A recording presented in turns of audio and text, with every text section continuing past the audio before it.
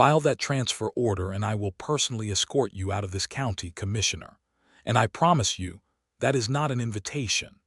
The words hit the crowded room like a gunshot, and every man inside the Dusty Creek Territorial Office went absolutely still. Commissioner Harold Bentley, a man who had grown fat and comfortable behind his mahogany desk in Santa Fe, slowly lowered the papers he had been holding and looked across the room at the woman standing in the doorway. She was not a large woman. She was not loud in the way that men expected dangerous things to be loud. But Sheriff Jedediah Yates, who stood to her left with his arms crossed and his jaw set like iron, watched the color drain from Bentley's face and understood exactly why every outlaw between the Rio Grande and the Pecos River had learned to take Gertrude Lawson at her word. Gertrude did not raise her voice again. She did not need to. She walked into the room with the measured, deliberate stride of someone who had already calculated every possible outcome and had made her peace with all of them. The silver badge on her chest caught the afternoon light that poured through the dusty office window, and she placed both hands flat on the commissioner's desk and leaned forward until the gap between their faces was an uncomfortable thing. "That transfer order," she said quietly, "would give Harlan Voss legal control over 30,000 acres of Dusty Creek land, including every water source between here and the canyon. Every family, every farmer, every widow with children who built something real in this county would be dispossessed within 90 days. You know that, I know that, and I know who put that pen in your hand." Bentley sputtered. His jowls shook with something between outrage and fear. "Sheriff Lawson, you are dangerously close to obstructing territorial law. I am the law in this county," she said. The room was so quiet that the creak of the floorboard beneath her boot was audible. "And you came into my county with a hidden motive, a forged surveyor's report, and the arrogance of a man who thought no one here was watching. Someone was watching, Commissioner. Someone always is." She straightened up and looked across the desk at Jedediah, and in that single glance between them passed something that was not entirely professional, something that had been building since long before this moment, something complicated and fierce and unfinished. Jedediah gave her the smallest nod, and she turned back to Bentley. "File that transfer and I will personally escort you out of this county," she repeated.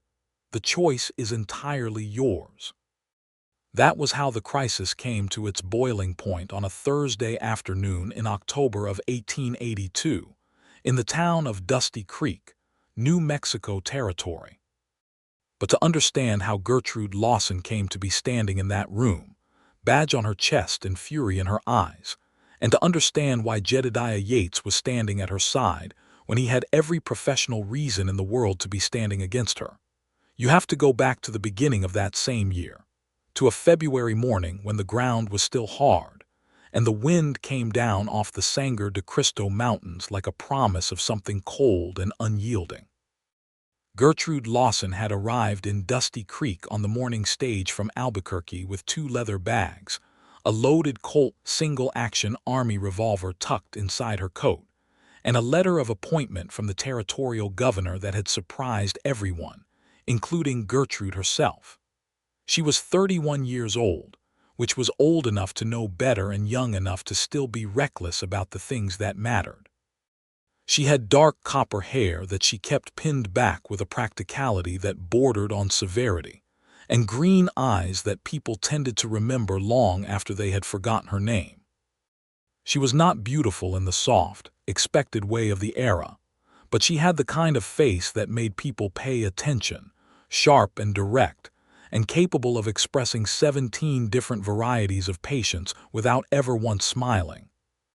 She had come from Taos, where she had served as a deputy for 4 years under Sheriff Caleb Porter, before Porter had retired and recommended her for the vacant position in Dusty Creek, with a letter that described her as the most capable law officer I have worked alongside, regardless of circumstance or sex.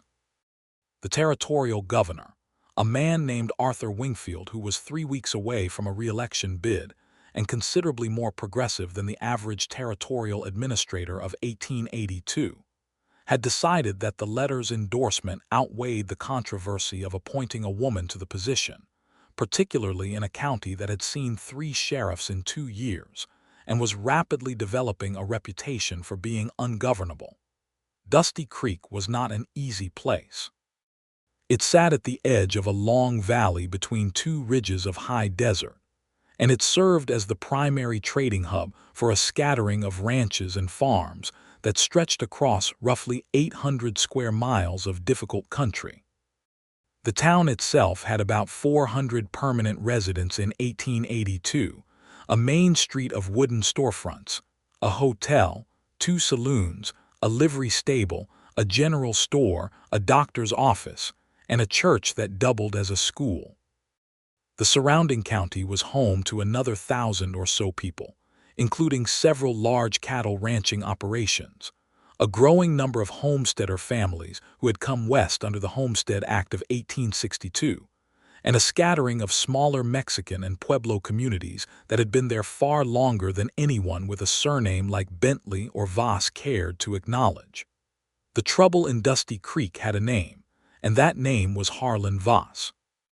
Voss was 48 years old in 1882, a cattleman of the old school who had come to New Mexico Territory in the early 1860s and had built himself an empire through a combination of genuine hard work, strategic violence, and the kind of paperwork manipulation that flourished in the chaotic land records of a territory that was still sorting out what belonged to whom.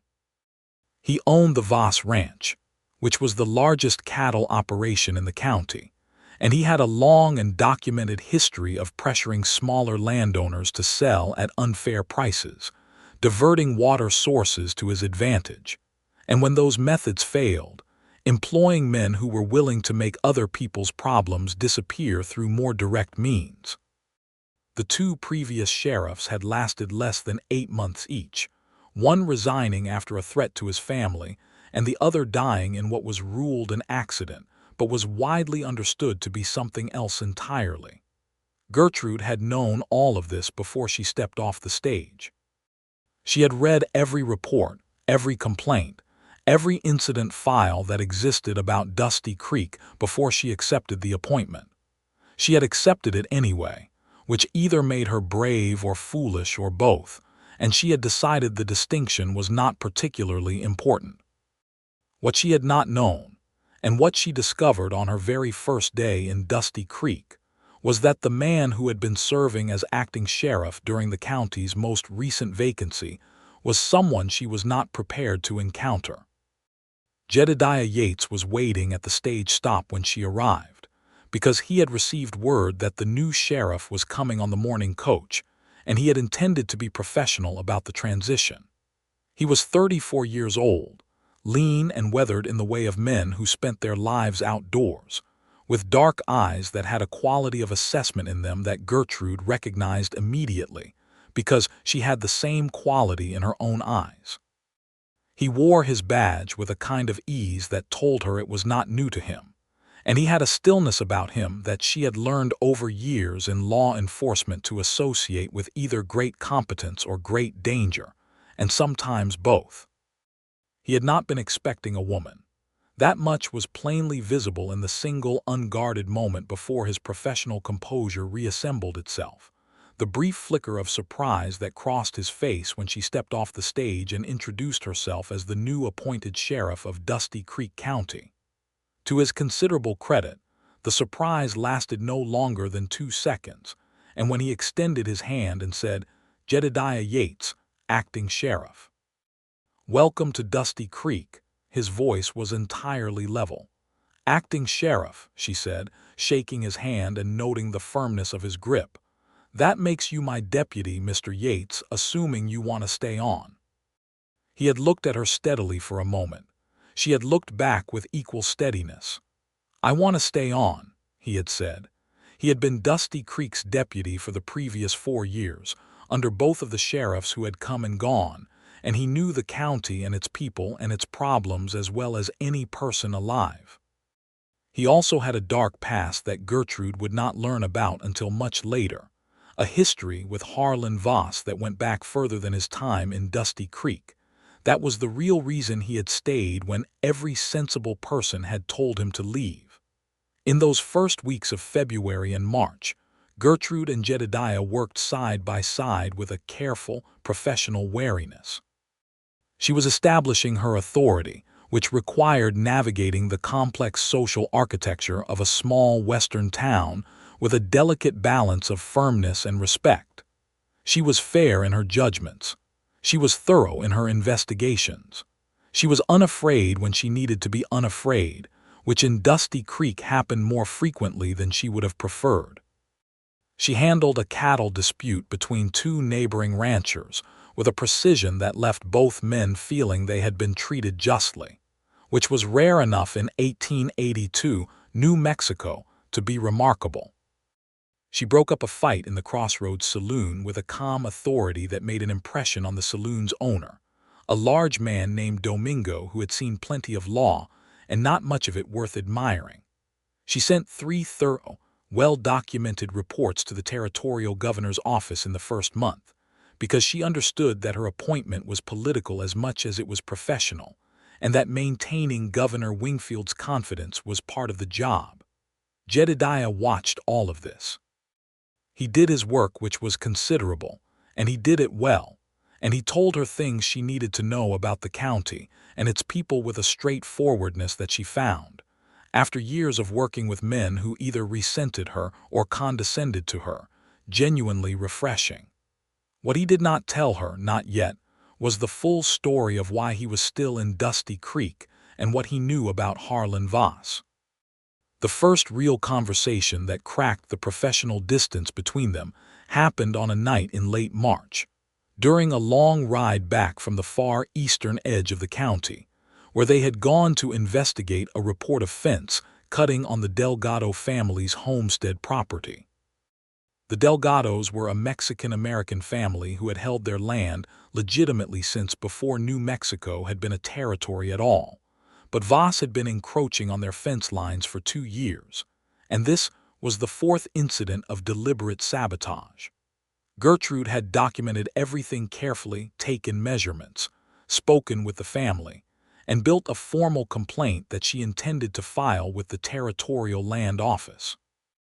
On the ride back in the dark, with the stars extraordinarily bright above the high desert and the cold air carrying the smell of juniper and dry earth, Jedediah had said something that surprised her. "He has someone in the Territorial Land Office," he said.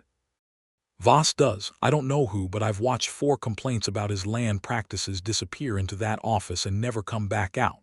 She had ridden in silence for a moment. "Do you have evidence of that?" "Not the kind that would stand in a court," he said. "The kind that makes sense when you add everything up." "Then we need to build evidence," she said. He had looked at her in the darkness, and she had felt the weight of that look without turning her head. "You're not planning to be scared off," he said. "No," she said. Another silence. The horses moved steadily on the dark road. "The last sheriff who tried to take on Voss directly," Jedediah said, "was named Caldwell. Thomas Caldwell, good man, careful. He found evidence of water rights fraud, documented it properly, sent it to Santa Fe. 3 weeks later his barn burned down with his 2 horses inside, and a week after that he turned in his badge." "And before Caldwell," she said. "Before Caldwell was Marsh," Jedediah said. "Reed Marsh." The way he said the name told her something. "You knew him," she said. "He was my friend," Jedediah said. "He died in October of 1880. They said his horse threw him on the canyon road. I grew up around horses. I know what a thrown rider looks like. That was not a thrown rider." The word was not spoken aloud between them, but it was there in the cold air. Murder. The dark past that Voss carried and that the county carried and that Jedediah Yates had been carrying alone for a year and a half. Gertrude thought about this for a long moment. Then she said, "I'm sorry about your friend." "So am I," he said simply. They rode the rest of the way in silence, but it was a different silence than it had been before. Something had shifted. The professional wariness had not disappeared, but underneath it now there was something else, the beginning of a real trust, which in Gertrude Lawson's experience was rarer than gold and considerably more valuable. April brought warmer weather, and a new development. A land surveyor arrived in Dusty Creek, a man named Fletcher who said he had been hired by a private investment company out of Santa Fe to survey available land in the county. Gertrude noted his arrival, checked his papers, found them in order, and filed the information away with the instinct of someone who had learned that the timing of official paperwork was rarely accidental. She asked Jedediah quietly whether he recognized the name of the investment company, which was listed on the surveyor's documents as the Territorial Land Development Corporation. Jedediah had recognized it. He had pulled a worn leather notebook from his coat pocket and opened it to a page of dense handwritten notes, and Gertrude had seen immediately that this was not a notebook begun recently. This was years of accumulated observation, the careful, private record of a man who had been watching and waiting for a long time without the authority to do anything concrete about what he was watching. Territorial Land Development Corporation, he said, pointing at a line in the notebook. Listed as the holding company for 3 land purchases in this county in 1879, all of which were originally Voss-adjacent properties that ended up absorbed into the Voss Ranch operation within 18 months of the purchase. The corporation is real, properly filed with the territorial government, but I have never been able to find who owns it. Someone who doesn't want their name on the paperwork, Gertrude said. Someone with enough reach in Santa Fe to keep it clean, he said. She had looked at the notebook and then at him, and something in her expression must have communicated more than she intended because he had looked slightly uncomfortable, which was the first time she had seen anything like discomfort on his face. "How long have you been keeping this?" she asked. "Since March," he said. 2 years. 2 years of keeping this notebook, this evidence, this accumulated secret, in a county where he did not have the authority to act on it, and where the men who did have authority had either been scared off or compromised. She understood then the full weight of what he had been carrying, and she understood something else too, something about why he had stayed, why he had accepted the role of acting sheriff under 2 different men who had ultimately failed and left, why he was still here. He had been waiting for someone who would not leave. She did not say this aloud. But she held his gaze for a moment longer than was strictly professional, and she saw in his dark eyes something that was not quite hope and not quite desperation, but was somewhere in the difficult country between the two. "We are going to need to be very careful," she said. "Yes," he said, "and very thorough." "Yes. And we are going to need someone in Santa Fe we can trust." He had thought about this, and then he had said, "Governor Wingfield appointed you. That means he either trusts you or he wanted someone he could use. Have you given him reason to think it's the second one?" "No," she said. "I've given him 17 reasons to think it's the first." A small, brief thing crossed his face that was not quite a smile but was related to one. "Then we start there," he said. They started there. Through the spring and into the early summer, Gertrude and Jedediah built their case with the slow, meticulous patience of people who understood that a case built on incomplete evidence was worse than no case at all, because it warned the enemy and gave them time to destroy what you had found. They documented the fence-cutting incidents against 4 different homesteader families, establishing a pattern. They traced 3 water diversion complaints to specific illegal modifications of creek beds on Voss Ranch property. They found, in the county land records, a series of deed transfers that had been recorded with small but significant alterations, the kind of alterations that required either the cooperation or the incompetence of a land records clerk, and they quietly determined that the clerk in question had received 3 separate cash payments from a man who worked for Voss, a fact established through the careful and patient cultivation of the confidence of 3 different people who had witnessed the transactions. Through all of this, Gertrude and Jedediah spent an enormous amount of time together. This was the nature of the work. You ride to a remote ranch to take a statement, and the ride is 2 hours each way, and the landscape is wide open, and you are the 2 people in it, and conversation happens. You work late in the sheriff's office with the lamp turned down low because you do not want Voss's men, who everyone knew watched the main street, to know you are working, and the quiet between two people who are building something together acquires a texture and a warmth that is not nothing. She learned things about him. She learned that he had grown up in Missouri, the son of a blacksmith, and had come west at 19 with a small cattle drive.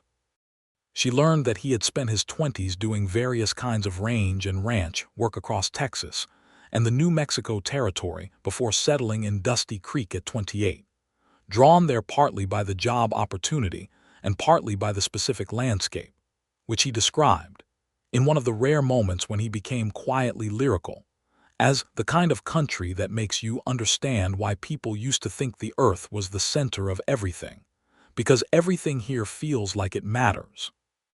She had thought about that for a long time. She also learned that Reed Marsh, the friend he had lost, had been something like a brother to him, and that the grief and anger of that loss had shaped the last 2 years of his life in ways he did not entirely articulate but that were visible in the set of his jaw when Voss's name was mentioned, and in the way he sometimes sat in the darkness of the sheriff's office in the evening and looked at nothing. He learned things about her. He learned that she had grown up in Cincinnati, the daughter of a lawyer who had died when she was 14, and whose death had left her mother and 3 younger siblings in a precarious financial position that Gertrude had largely resolved by working, from the age of 15, in whatever capacity was available and accepting none of the limitations that were casually assigned to women in 1870s Ohio. She had come west originally because her mother's sister had a homestead in Colorado, and she had gone there to help for what was supposed to be 6 months, and had stayed for 3 years because the open country had done something to her that closed spaces never had. She had learned to ride properly in Colorado, and she had learned to shoot properly in Colorado, and she had developed in Colorado the directness and the physicality and the particular quality of self-reliance that were among the first things Jedediah had noticed about her when she stepped off that stage in February. He learned that she had been engaged once to a man in Denver who had been charming and educated, and who had ultimately been incapable of understanding that her ambition was not a thing she was willing to set aside for anyone's comfort, including her own. The engagement had ended on her 27th birthday when she had received the letter of appointment as a deputy in Taos and had accepted it without consultation. The man had been angry, she had been clear. Neither of them had been wrong exactly, but only one of them had been honest. Jedediah had been quiet after she told him this, and then he had said, "He didn't know you very well." "No," she said, "he didn't." "That seems like his loss," Jedediah said, in the careful, understated way that she had come to recognize as his particular style of saying something significant. She had looked at him then, in the late afternoon light of the sheriff's office, and the feeling that moved through her was not a new one. She had been aware of it building for weeks, but this was the first time she acknowledged it to herself with full clarity. She was falling in love with her deputy. This was an extraordinarily inconvenient development given everything that was currently at stake, and she was, at 31, entirely aware of the professional complications and the social complications and the personal complications of the fact. She acknowledged it, she filed it carefully, and she went back to work. Jedediah, for his part, was managing his own complications with roughly the same combination of self-awareness and deliberate suppression. He had not expected, when he had accepted the acting sheriff position and then the deputy position under Gertrude Lawson, to find himself in this particular situation. He had expected competence, because the appointment itself had indicated competence. He had not expected the specific quality of her competence, the way she looked at a problem from 17 angles before she spoke, the way she treated the Delgado family and the Pueblo families, and the homesteader widows with the same precision and respect she gave to the town's wealthiest men, the way she sat a horse in the early morning with the mountains behind her, and made the whole landscape seem organized around her presence. He had not expected to find, in the person of the woman he was working for, The first person since Reed Marsh's death who made him feel that the future was a real country and not just an abstract concept. June arrived, and with it a complication that forced the matter. Voss had been watching them. They had known he was watching them. What they had not known was how much he had seen, and it turned out the answer was enough. On a Tuesday evening in the second week of June, 3 men who worked for Voss rode into town after dark and broke into the sheriff's office. Gertrude and Jedediah were not there. The office was not empty, however, because Gertrude had developed the habit of keeping her evidence files in a locked tin box that she kept not in the office, but under the floorboards of her rented room at the Dusty Creek Hotel, a precaution that had seemed paranoid when she implemented it, and now seemed very much worth having taken. The men broke the lock on her desk, tore through her official files, broke a chair, and left a message scratched into the wooden surface of the desk with what appeared to be a hunting knife. The message said, "Last warning." Gertrude stood in the doorway of the wrecked office for a long moment, looking at the scratched words, and Jedediah stood beside her. The night was warm and the main street was quiet outside. "They're frightened," she said. Jedediah looked at her. "When Voss went after Caldwell," she said, "he burned the barn, direct destruction of property, a personal threat. That was after Caldwell had already found concrete evidence. They haven't found our evidence tonight. They didn't know it wasn't here. They're operating on assumptions and they're frightened enough to take overt action, which means we're closer than they realize." "Or it means," Jedediah said carefully, "that they're done with subtlety and they're moving toward something more direct." She turned and looked at him. In the lamplight with the wrecked office behind her, there was something very level and very calm in her eyes that he had seen there before and that he found, he had to admit to himself, remarkable. "Yes," she said, "which is why we need to move faster. Gertrude," he said her name, which he rarely did, he had kept to sheriff in professional contexts and something careful and unnamed in private ones. "They threatened you tonight, specifically. The message on the desk was meant for you." "I know," she said. "I need you to understand that I am not going to allow anyone to hurt you," he said. This came out with a directness that was clearly not planned, and she watched something shift in his expression as the words landed in the space between them, as he seemed to hear himself saying them and understand what he had revealed. The moment stretched. "That is," he said, "professionally speaking, Jedediah," she said. He stopped. "I am glad you are here," she said. "And I need you to stay focused because the next 4 weeks are going to determine whether everything we have built holds together or falls apart." "Can you do both of those things at once?" He held her gaze. "Yes," he said, "I can." What passed between them in that moment was not an embrace, and not a declaration, and not anything that could have been formally described as the beginning of something. But it was the end of the pretense that there was nothing there. The quiet, mutual acknowledgement between two competent, careful people that something real had grown between them in the hours and days and weeks of shared work and shared purpose, and that when the current crisis was resolved, it was going to require addressing. July was the month of maximum danger. Gertrude had been corresponding with the territorial governor's office through a channel she had established carefully, bypassing the normal communication routes that Voss could reasonably have compromised, writing her letters in a code she had discussed with the governor during a private meeting in April, when she had ridden to Santa Fe on the pretext of routine administrative business. Governor Wingfield had been alarmed by what she told him and had promised his support, but he had also made clear that he needed documentation robust enough to withstand the legal and political challenge that any action against Voss would inevitably generate. In July, she sent him that documentation. The full case, the fence-cutting pattern with sworn statements from 7 affected families, the water rights fraud with physical evidence of the illegal diversion structures, the land records alterations with the evidence of the cash payments to the clerk, and the careful outline of the Territorial Land Development Corporation and its connection to Voss's land acquisition strategy. She sent it in 2 copies by 2 separate messengers, one of whom was Jedediah, who made the ride to Santa Fe in 3 days, which was fast. While Jedediah was gone, Gertrude felt his absence with an acuity that she found both informative and slightly irritating. She was 31 years old and she had been independent for most of her adult life, and she was not accustomed to noticing the absence of other people in any physical or emotional sense. She noticed his absence.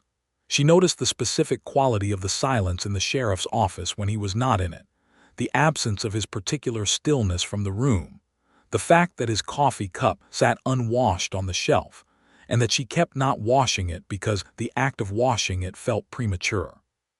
She was entirely aware that she was behaving in a manner that was foreign to her experience of herself, and she chose not to examine it too closely in the interest of maintaining the operational clarity that the current situation required. Jedediah returned from Santa Fe on a Sunday evening. He came into the office where she was working, and she looked up, and the relief on his face when he saw that she was there, and intact and whole, told her everything she needed to know about his own week. "The governor received both copies," he said. "He is taking action. He is appointing a special investigator from his own office, not the land office, to review the documentation." He said. He paused. "He said you were the best decision he had made in his tenure." She had looked down at her papers for a moment. "And did he say anything else?" "He said," Jedediah said, and she could hear something different in his voice, that in his experience, the people who took on cases like this one in counties like this one were either doing it for reasons of personal grievance or for reasons of genuine principle, and that in your case he was certain it was principle, and that he had been hoping you would find someone in the county worth staying for, because he'd hate to lose you to somewhere else. She had looked up then.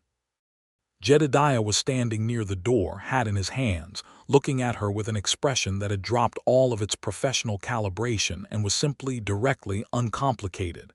He was looking at her the way she had been not looking at him for 4 months. "He said that," she said. "He did," Jedediah said. "And I am telling you because it seemed like relevant information."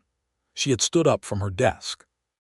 They were 6 feet apart in the lamplit office, and outside the window the main street of Dusty Creek was quiet in the Sunday evening, and the mountains were turning the specific shade of purple they turned at dusk. "Jedediah," she said. "Gertrude," he said. "We are in the middle of a very complicated situation that requires our complete professional attention." "Yes," he said. "And when this situation is resolved," she said, "I would like to have a different conversation than the one we are currently not having." He was quiet for a moment. Then, with the same careful, understated quality she had come to associate with the things he meant most, "I would like that too." She nodded once with the particular kind of decision-making efficiency that characterized everything she did. "Good," she said. "Then let us finish this." August was the month they discovered the trap.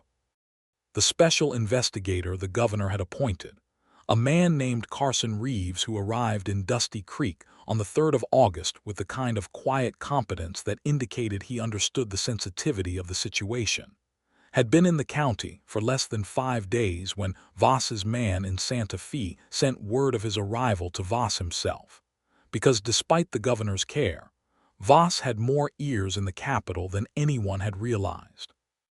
The communication that reached Voss included something that made everything considerably more dangerous: a partial summary of the evidence that Gertrude had sent the governor, enough detail to tell Voss exactly how close they were to having a case that could not be dismissed or buried. Voss responded with the approach of someone who had survived decades of borderline illegality through a combination of legal aggression and the strategic deployment of political influence. He sent Commissioner Harold Bentley to Dusty Creek.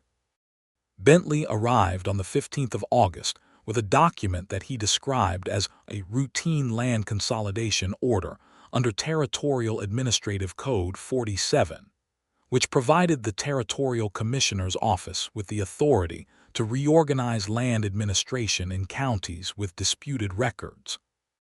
What the document actually was, As Gertrude immediately recognized when she read it with the careful legal eye her father had accidentally given her by reading cases aloud at the dinner table throughout her childhood, was a mechanism to transfer administrative control of the county's land records to a territorial commission that would have the authority to override local deed registrations. And the commission, as outlined in the document, would have Voss's people on it. It was elegant in the way that certain kinds of betrayal were elegant. It would not destroy the evidence she had already sent to Santa Fe, but it would muddy the legal ground enough to make the case contestable, and it would simultaneously give Voss the legal infrastructure to accelerate the land acquisitions he had been building toward for years, including the consolidation that would control the county's water supply and effectively make every farmer and homesteader dependent on his goodwill for survival. Carson Reeves had reviewed the document with her and Jedediah for 2 hours that first evening. He had confirmed her reading of it.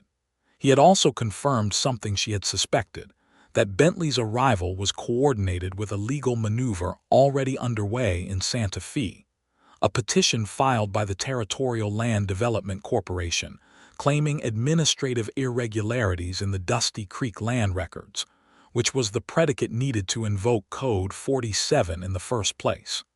It was a trap. It had been designed carefully, and it had been timed to arrive before the governor's investigative process could be completed. "He has someone in the governor's office," Reeves said. His voice was flat and he did not look pleased, or somewhere close to it. This was timed too well for it to be coincidence. Gertrude had looked at the wall of the hotel room where they were meeting and thought for a long moment. "When does Bentley intend to file the consolidation order?" she asked. "He'll file it at the county clerk's office," Reeves said. "Once it's filed, the legal mechanism triggers automatically.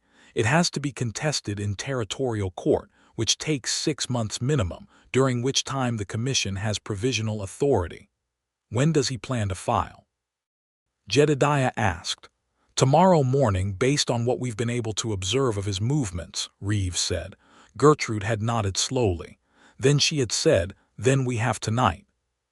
What they did with that night was considerable. Gertrude wrote 3 documents. The first was a formal objection to the consolidation order under a different section of Territorial Administrative Code, specifically a provision that required commissioner-initiated land actions in counties with active criminal investigations to be suspended pending the resolution of those investigations, a provision that had been rarely invoked but was absolutely valid. The second was a letter to the governor's office, specifically addressed to a woman named Margaret Hollins, who was the governor's personal secretary, and who Gertrude had cultivated carefully as a correspondent over 6 months, someone she was reasonably confident was not compromised. The third was a sworn affidavit from Carson Reeves outlining the exact nature of the investigation currently underway and its status, which gave legal weight to the first document. Reeves took the letter and his affidavit and rode for Santa Fe that night, which was a brutal ride but a necessary one. Jedediah took copies of everything to 3 separate locations in the county, leaving them with people he trusted, because if something happened to the originals, copies needed to exist. Gertrude stayed in town to confront Commissioner Bentley in the morning. She did not sleep. She sat in the sheriff's office in the dark and thought about the case and about everything that depended on it. The Delgado family and the other families whose land and water were at stake. The memory of Reed Marsh that Jedediah had been carrying for 2 years. The fragile political situation that had brought her to this county and that she had committed herself to resolving. She thought about Jedediah, riding in the dark to the distant corners of a wide county with copies of documents that represented their best hope. A man who had stayed in a dangerous place for 2 years out of loyalty to a dead friend, and a sense of justice that he had kept private and patient and persistent through circumstances that would have broken most people. She thought about what she wanted when this was finished. She thought about it with the same directness she brought to everything, without sentiment and without evasion. She wanted to stay in Dusty Creek. She wanted to stay in this county, this hard and beautiful landscape where everything mattered and where the work was real, and the people were real, and the mountains at dusk were the particular shade of purple they turned when the day was almost done. She wanted to stay, and she wanted the man who knew this county and had chosen it and had endured for it to be there when she stayed. She was still sitting there when Jedediah came back, just before dawn, moving quietly into the office and setting his hat on the desk and sitting in the chair opposite hers. "Done," he said. "Good," she said. He looked at her in the pre-dawn darkness, seeing the evidence of a sleepless night in her face, and she saw him decide not to say anything about it, which was another thing she had come to appreciate about him, his ability to see things and hold them carefully. "What time does Bentley come to the clerk's office?" he asked. "Judging by what Reeves observed of his pattern, 9 o'clock, she said. "And your plan?" "Is to be there first," she said, "with the objection filing. If I can get it on record before he files the consolidation order, the suspension provision triggers and the whole mechanism is paused. And if the clerk is compromised, if he refuses to accept your filing." She had thought about this. "Then I make enough noise in that room that every person in Dusty Creek knows exactly what is happening, so that whatever happens next happens in public." Jedediah had been quiet for a moment, and then he had said, "I'll be there." At 8:30 in the morning on the 23rd of August, 1882, Sheriff Gertrude Lawson walked into the Dusty Creek Territorial Land Records office and filed her suspension objection with the county clerk, a young man named Timothy Ayers who was new to the position and who had not yet been on the job long enough to be compromised or pressured, and who accepted the filing with the careful precision of someone who understood that whatever was happening was significant. She timed it. The filing was accepted at 8:47 in the morning. Commissioner Harold Bentley arrived at 9:03.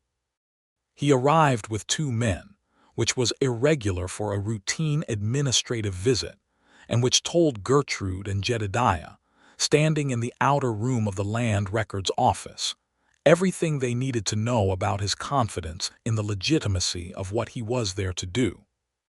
When Bentley was told by the clerk that a suspension objection under Territorial Administrative Code had already been filed, and that his consolidation order was therefore subject to the suspension provision, he had looked at Gertrude with an expression that moved through surprise, calculation, and fury in rapid succession. "That filing is without merit," he had said. "That filing is properly documented and legally valid," she had replied. "The clerk has accepted it. The record is made. I have the authority of the Commissioner's office. You have the authority of the Commissioner's office within the limits of territorial law," she said.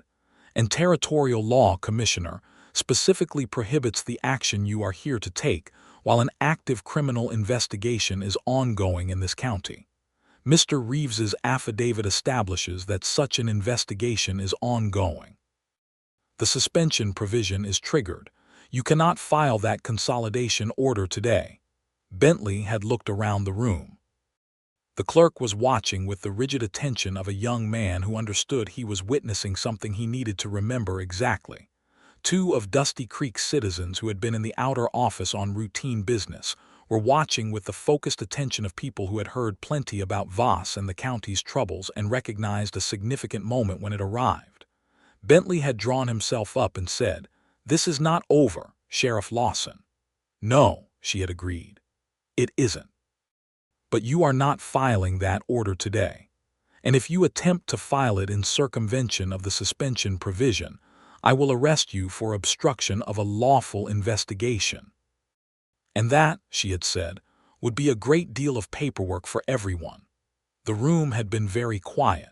And then Bentley had done something that neither Gertrude nor Jedediah had entirely anticipated. He had tried to bluff his way through it.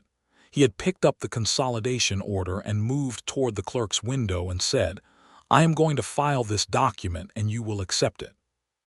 And that was when Jedediah Yates, who had been standing to Gertrude's left with his arms crossed and his jaw set like iron, the way he stood when he had made a decision and was not going to unmake it, had moved with a single precise step so that he was between Bentley and the clerk's window, and Gertrude had said, "File that transfer and I will personally escort you out of this county, Commissioner.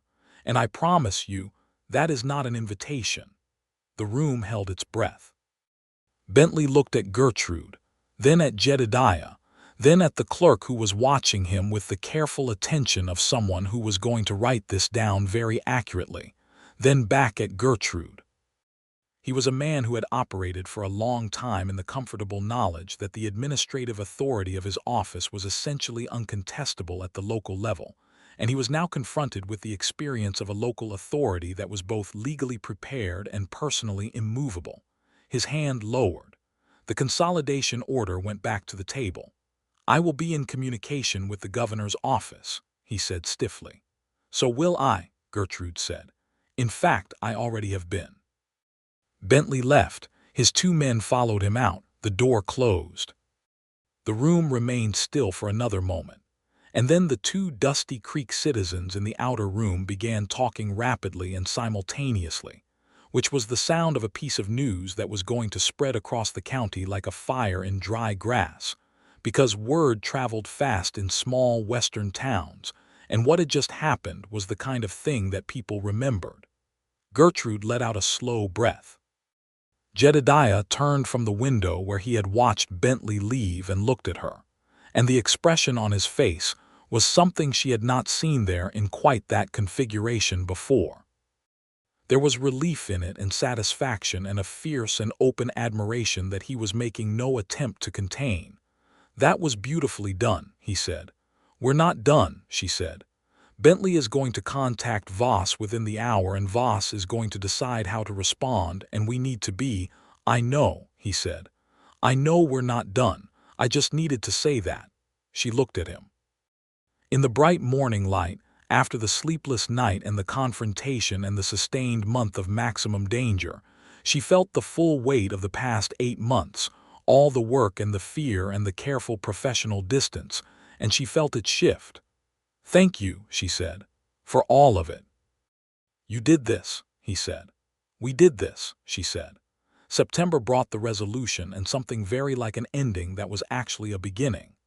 Carson Reeves arrived back in Dusty Creek on the 5th of September with a team from the governor's office and 2 territorial marshals and a set of arrest warrants. The governor had moved with a speed that indicated he had been waiting for exactly the right documentation, and the documentation Gertrude had provided was exactly right. The warrants were for the county land records clerk who had accepted the cash payments, for the man who had made those payments on Voss's behalf, and for Harlan Voss himself on charges of land fraud, water rights violation, intimidation of public officials, and conspiracy to obstruct justice. Gertrude had executed the arrest personally, with Jedediah at her side and the 2 territorial marshals as backup, because she had been building toward this for 8 months, and she was the sheriff of Dusty Creek County, and this was her county and her responsibility, and she was going to see it through. Harlan Voss had been at his ranch house when they arrived. He was a large, weathered man who had the specific arrogance of someone who had never truly been held accountable for anything. And when he saw the warrants and the team behind them, that arrogance cracked in a way that was not particularly satisfying but was, Gertrude thought, the appropriate response to reality finally asserting itself. He had looked at Jedediah for a long moment before he was put in the wagon for transport to Santa Fe, and the look he gave him was the look of someone who had finally understood that the deputy who had stayed through 2 sheriffs and 2 years of waiting had been waiting for this specific moment. "Yates," he had said. Jedediah had said nothing. He had simply looked back at Voss with the same dark, level steadiness he brought to everything, and Voss had been put in the wagon, and the wagon had left Dusty Creek County. The charge related to Reed Marsh's death was more complicated. There was no direct evidence of murder, only the circumstantial knowledge that Jedediah had carried for 2 years, and the territorial prosecutor was honest about the limits of what they could prove in court. But the fraud and intimidation charges were solid, and Voss's lawyer would be dealing with those for a long time. It was not perfect justice. Jedediah knew that. But it was the justice that was available, and in the late afternoon after the wagon had left, he had ridden alone to the canyon road where Reed Marsh had died, and he had sat there for a while, in the quiet, with the desert stretching out below him and the sky enormous and blue above. When he came back to town, Gertrude was waiting for him on the porch of the sheriff's office. She had known where he had gone because she knew him, and she had given him the time he needed, and she was there when he came back. He dismounted and tied his horse and came up the steps and stood beside her, looking at the main street of Dusty Creek in the early evening light, the same main street she had arrived on 8 months ago with 2 leather bags and a letter of appointment and no idea what she was riding into. "Are you all right?" she said. "Yes," he said, and then, "No, not entirely, but I will be." "I know," she said. They stood in silence for a moment. Then Jedediah said, "You said back in July that when this was resolved you wanted to have a different conversation." "I did say that," she said. "It's resolved," he said. She turned to look at him, and he turned to look at her, and in the warm October light of a New Mexico Territory evening, with the mountains behind the town turning the particular shade of purple they turned at dusk, she said, "Then let's have it."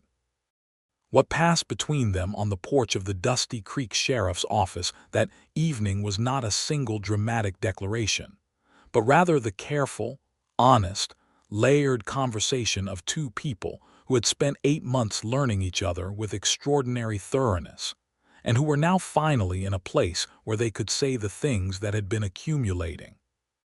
He told her that he had been aware of his feelings for her since some point in March, and had found the management of those feelings genuinely challenging given the professional circumstances.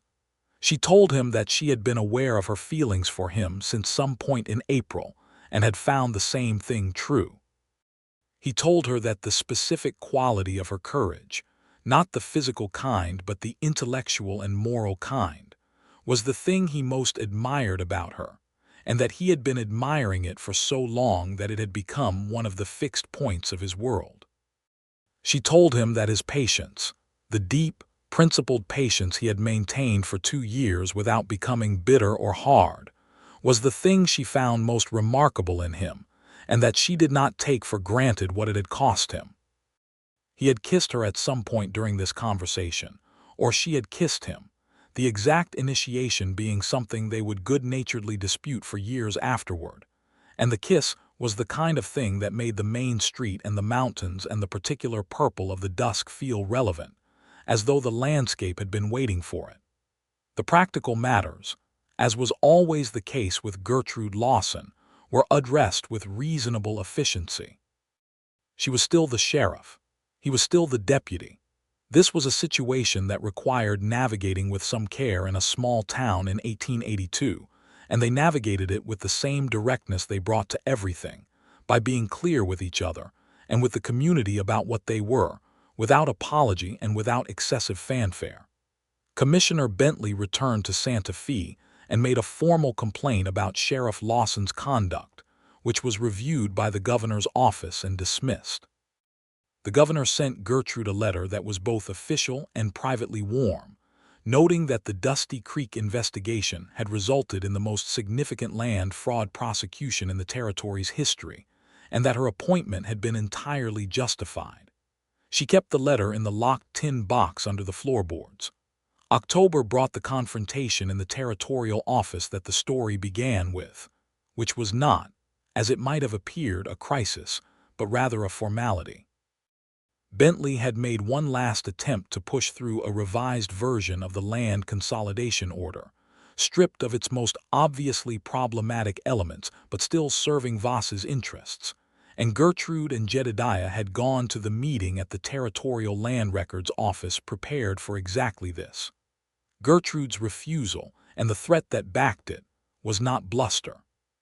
She had the documentation and the governor's support and the legal standing, and Bentley knew it, and the confrontation ended the way it ended, with Bentley taking his papers and leaving Dusty Creek County for the last time. The Voss Ranch was eventually broken up through the fraud proceedings, with significant portions of the land returned to the families from whom it had been improperly taken or against whom the water rights had been manipulated. The Delgado family kept their homestead and received a formal apology from the territorial government that Gertrude had specifically requested be included in the resolution documentation. 3 other homesteader families received similar acknowledgments. It was imperfect. Land and water in the West were complicated things, and the legal untangling of Voss's network took years. But the water rights were restored, and the illegal diversions were dismantled, and the families who had been slowly being dispossessed were safe. The county land records clerk who had accepted the cash payments was dismissed and charged. The man who had made the payments on Voss's behalf served time in the territorial prison in Santa Fe. Harlan Voss himself was convicted on 4 of the 7 charges against him and sentenced to 8 years, which was not everything but was something real and significant, a consequence that had not previously been something Harlan Voss had ever had to face. November came in with cold winds and the smell of wood smoke, and Dusty Creek settled into the particular rhythm of a high desert town in late autumn. Gertrude and Jedediah had been together for 2 months by then, in the quiet, undemonstrative way of people who did not perform their feelings but lived them. And the town had absorbed this information with the pragmatic acceptance of a community that had been through enough together to be generous about things that mattered less than safety and justice and reliable law. On a Saturday in late November, Jedediah took Gertrude on a long ride out to the east ridge of the county, where the land climbed high enough to see the full width of the valley below and the mountains on 3 horizons and the sky overhead with a clarity that felt like the inside of something very large and very clean. They sat on their horses in the cold wind and looked at it for a while without speaking. Then Jedediah said, "I have been thinking about what comes next." "Tell me," she said. He had thought about how to say this, she could tell, in the careful way he thought about the things that mattered to him. "I have been a deputy for 6 years," he said. "And I was a range hand before that and a trail hand before that. I have been moving through other people's structures for my entire adult life.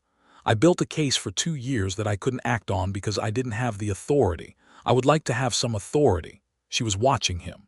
The cold wind moved through the dry grass below them and made a sound that was specific to this landscape, this particular combination of altitude and terrain. "The county north of us," he said. "Carrollton County. Their sheriff is retiring in January. The position will be open. I know the country up there. I know some of the people. I have been thinking," he paused. "I have been thinking that it would be the kind of thing a person might do if they were building something permanent." She understood what he was saying and was aware of a warmth in her chest that had nothing to do with the cold being insufficient. "That is the kind of thing a person might do if they were building something permanent," she agreed. "But," he said, "it is not here." "It is not here," she said. "And here is where you are," he said, "and where your work is, and where you are going to be." The wind moved the dry grass. "Jedediah," she said, "I am not asking you to give anything up," he said. "I want to be absolutely clear about that. I am asking you to tell me what you want, and whatever that is, I will find a way to make it work." She looked at him for a long moment. This man who had stayed in a county that kept breaking his heart, because leaving it would have meant abandoning something he believed in, who had been careful and patient, and principled through circumstances that would have broken less honest people, who had stood beside her in a room full of pressure and bureaucratic manipulation, and said things with his body and his presence that he had taken months to say with words, who had kissed her in the late evening light and found it entirely natural and right. "I have been thinking," she said, "about applying for the sheriff position in Carrollton County." He went very still. "It is a larger county than this one," she said, "and it has more of the same problems, which means there is real work to be done. And it would mean," she paused, and the pause was uncharacteristic for her because she was usually very direct, and the slight hesitation was the mark of something she cared about more than was entirely comfortable. It would mean building something in the same place. Jedediah looked at her for a moment that stretched in the cold November wind on the east ridge of Dusty Creek County, New Mexico Territory, 1882. Then he said, in the voice he used when he was saying something he meant completely, "I think you would be an extraordinary sheriff of Carrollton County." She had laughed, which was not a thing she did often, but which when she did it was the kind of laugh that transformed her face, sharp and genuine and completely unguarded. "And I think," he had said more quietly, "that I want to spend the rest of my life in the same county as you, if you'll permit that." She had looked at the mountains and the valley and the sky, and she had said, "I'll do more than permit it." He had reached across the distance between their horses and taken her hand, and they had sat like that on the ridge in the cold wind for a while, looking at the landscape they had both chosen and fought for. December was the month that Jedediah Yates proposed marriage to Gertrude Lawson, on a Saturday evening in the sheriff's office in the lamplight, which was an appropriate setting, given that the sheriff's office was where they had built everything they had built together. He had no ring, which he apologized for, and she had told him she did not require a ring, but that she would accept one eventually if he found one he thought suited, because she was not a woman who accumulated unnecessary sentiment about symbols, but she was also not a woman who was entirely immune to beauty when it was appropriate. He had a ring by the following Saturday, a simple gold band with a small turquoise stone that he had found at the trading post in the Pueblo community east of town. The turquoise was the specific blue-green of the New Mexico sky on a clear morning in October, and when she saw it, she was quiet for a moment in a way that told him he had understood something correctly. They were married in January of 1883, on a Saturday afternoon in the Dusty Creek Church that doubled as a school, with half the county in attendance and the other half represented by their neighbors who attended on their behalf. The Reverend Morrison officiated with a brevity that suited both of them. The vows they had written themselves were specific and honest, and made several people in the congregation cry, which surprised Gertrude somewhat, and did not surprise Jedediah at all because he had written his with that outcome in mind. Gertrude did apply for the Carrollton County Sheriff position, and she was appointed to it in March of 1883, which caused a moderate controversy in the territorial press and no controversy at all among the people of Carrollton County. Once they had spent 3 weeks watching her work. Jedediah was appointed deputy, which they both found quietly funny given where they had started. Carrollton County was larger and more complex than Dusty Creek, with a different set of problems that required a different set of solutions, and that occupied them both fully and satisfyingly for years. The work was real and the stakes were real, and the landscape was the same vast, demanding, beautiful country that had drawn them both west in the first place. They were good at the work together, better together than either had been separately, which was not a thing that Gertrude found it easy to admit, and which she admitted freely, in private, to Jedediah, who received the admission with the same careful respect with which he received everything she told him. Their first child was a boy, born in the spring of 1884, who they named Theodore after Gertrude's father and called Theo in daily life. He had Jedediah's dark eyes and Gertrude's direct way of looking at things, and from early childhood an absolute fearlessness about horses, which his father found charming and his mother found occasionally nerve-wracking. Their second child, born in 1886, was a girl they named Clara, who had Gertrude's copper hair and Jedediah's stillness, and who from approximately the age of 3 had an opinion about everything, and was not shy about expressing it, which made Gertrude look at Jedediah with an expression that communicated both recognition and a moderate exasperation.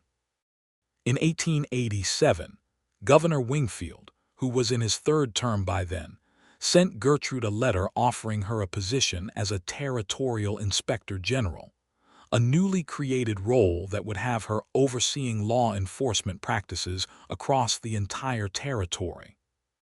It was a significant and genuine honor, and would have made her the highest-ranking law officer in New Mexico Territory, male or female. She thought about it for 3 days, which was longer than she usually needed to think about most things. She rode out to the east ridge of Carrollton County, which was not quite as high as the ridge in Dusty Creek, but had a similar quality of openness and altitude, and she sat there for a while looking at the mountains.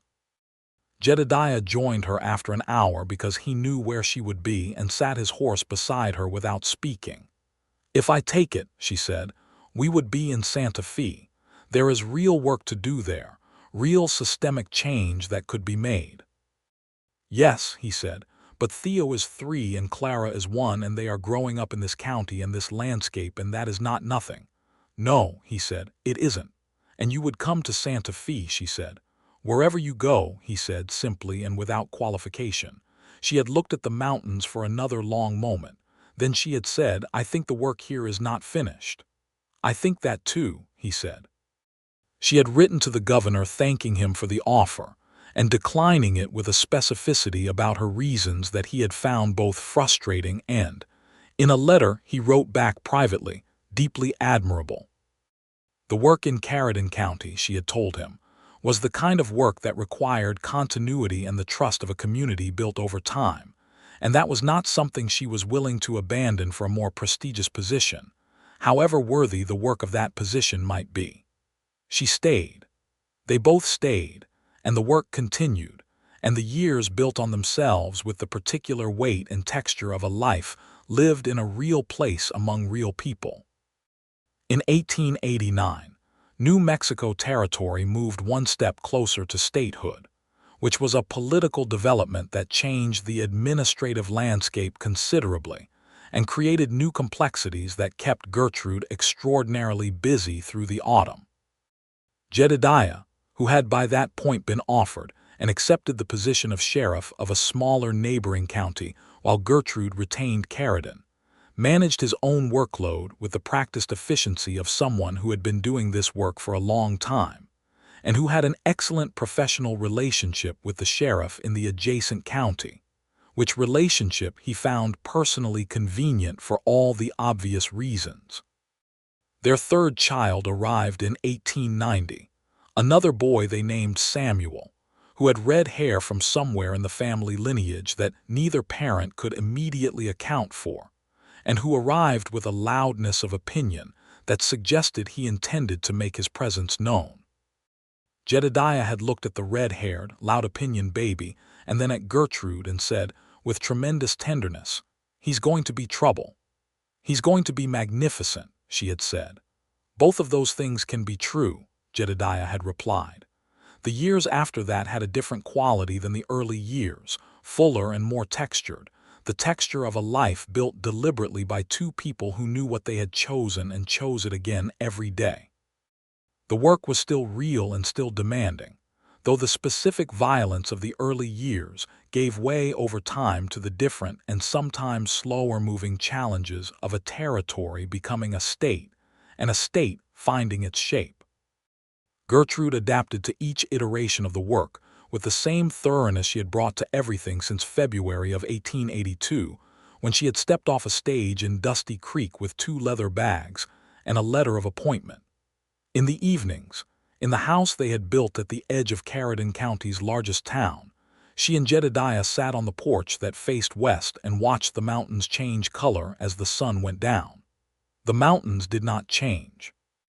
The particular shade of purple they turned at dusk was the same shade it had always been, the same shade it had been when 2 people had sat on horses on a ridge in November of 1882 and decided that they were building something permanent.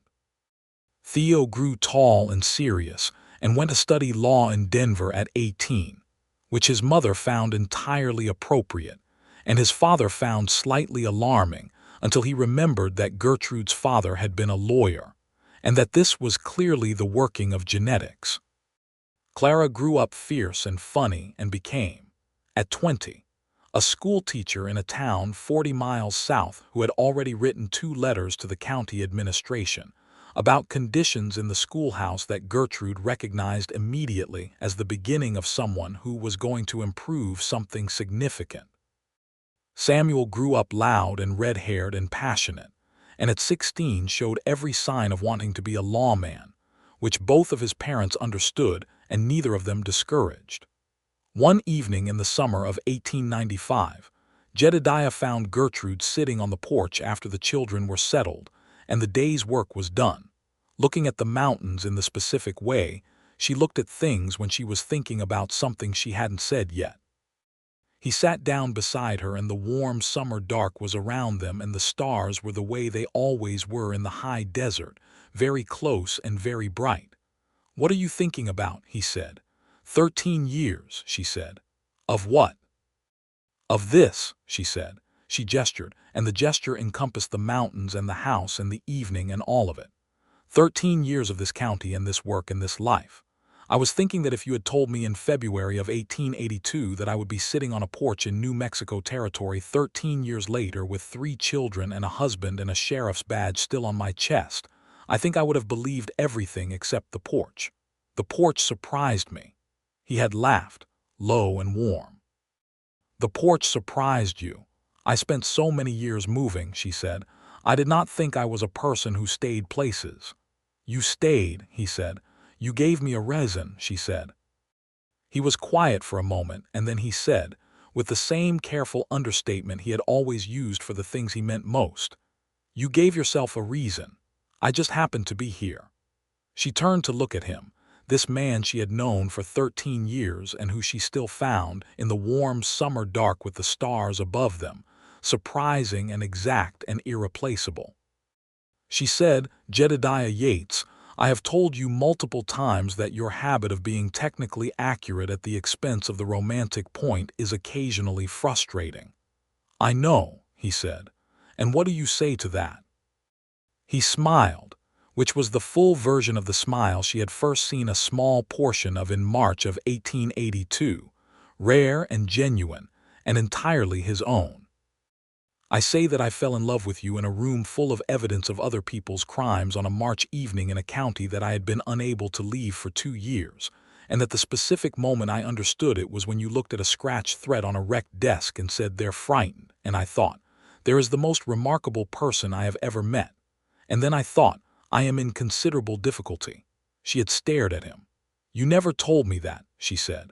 "I am telling you now," he said. She reached over and took his hand in the summer dark, the same hand she had held on the ridge in November of 1882 with the cold wind around them and the landscape below, and held it with the same certainty.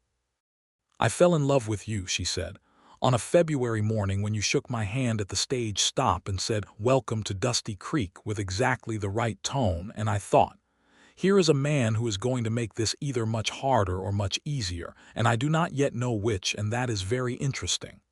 "And which was it?" he said. "Both," she said. "Obviously both." He put his other hand over hers, and they sat like that on the porch in the warm summer evening in Carrollton County, New Mexico Territory, 1895, with the mountains holding the last light of the day and the stars coming up over the eastern horizon, and the sound of their children settling in the house behind them, and everything that had been built over 13 years of work and choice and love was around them in the dark, solid and real and entirely, completely theirs. The mountains turned purple in the dusk, the way they always had, the way they always would, and Gertrude Lawson, sheriff of Carrollton County, daughter of a Cincinnati lawyer, rider and officer and mother and wife, looked at the landscape she had chosen and felt, with the particular clarity of someone who had spent her whole life looking at things directly, that she had not missed a single moment of any of it. That every hard ride and late night and confrontation across a commissioner's desk and sleepless hour of careful documentation had been exactly worth what it had cost, that she was in the right place, in the right life, with the right person. And Jedediah Yates, who had waited 2 years in a difficult county for justice and found more than justice there, who had kept a notebook of evidence and a faith in something better, and a patience that had finally been rewarded beyond anything he had precisely asked for, looked at the same mountains and felt the same thing, which was a completeness, not the completeness of something finished, but the completeness of something fully begun, something that had found its shape and its weight and its rightness, and was going to keep building in the years ahead, through all the changes and all the work and all the ordinary and extraordinary days that were still waiting for them. The stars were very bright and the mountains were purple, and the night was warm, and neither of them needed to say anything more, because everything that needed to be said had been said across 13 years and 1,000 evenings, and a life built honestly in a hard and beautiful country.